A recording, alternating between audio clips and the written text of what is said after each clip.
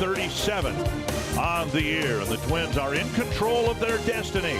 They're ahead of the White Sox by a game in the American League Central standings and 2 games clear of the Cleveland Indians. And we welcome you to Target Field for the last time. Dick Bramer joined shortly by Justin Morneau. The Twins have had a good regular season, 36 wins on the year, and they are in control of their destiny. We know they'll be in the playoffs. We know that they will be hosting a series here, but yet there's a Central Division championship out there to be won. Having won it last year, they would like to successfully defend that championship. They can lose today, and if the White Sox lose, they'll still be AL Central champions. And if the Twins lose and the White Sox win, they would be tied with the White Sox, but the tiebreaker goes to Chicago. So, Justin, I'm left here with the Twins with 36 wins. That's enough to get them to the playoffs, enough to have home field advantage, but I think a lot of us want one more win. Yeah, and I think all the guys sitting in the dugout and everyone up in the front office wants the same thing as well. You know, this was talked about before spring training started, even in February.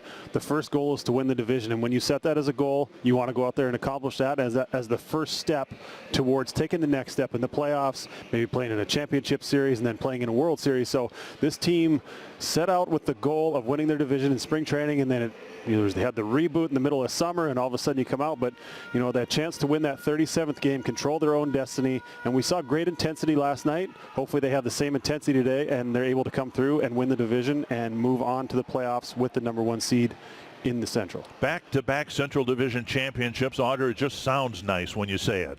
It sounds very nice. I would agree with you 100%. Guys, I thought it was interesting listening to Rocco Baldelli this morning, kind of reflecting on the season. Bell has seen his team play its best baseball at the end of this regular season, and here is the Menards batting order for the Reds. Aristides Aquino leading things off, then Nick Castellanos, Joey Votto, Eugenio Suarez, Mike Moustakas, Nick Senzel, Kyle Farmer, Jose Garcia, and Kurt Casale. And Rich Hill ready to go.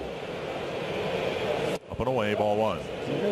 Today's starting pitcher stats brought to you by Home Furniture. Go to Rich Hill.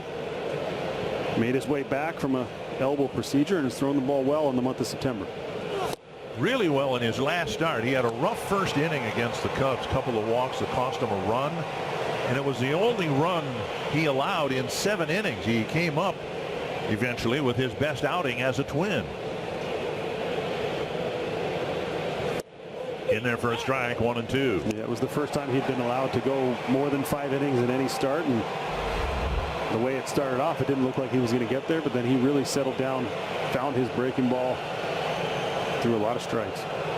And they, too, like the Reds, playing their best baseball in the final weeks of the regular season. The Menards batting order has Max Kepler leading off, Luis Arraez, Nelson Cruz, Eddie Rosario, Jake Cave, Miguel Sano, Jorge Polanco, Marwin Gonzalez, and Alex Avila. Yeah, today's starting pitcher stats brought to you by Home Furniture.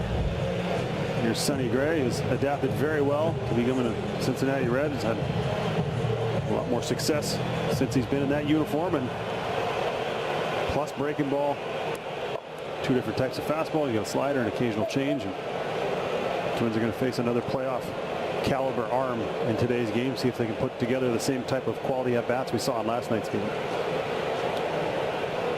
Kepler on a half swing, strike 1. And Gray's been much better with the Reds than he was with the Yankees, and he was really good this year until the month of September. A couple of poor starts, and everyone thought, well, there's something wrong, and there was.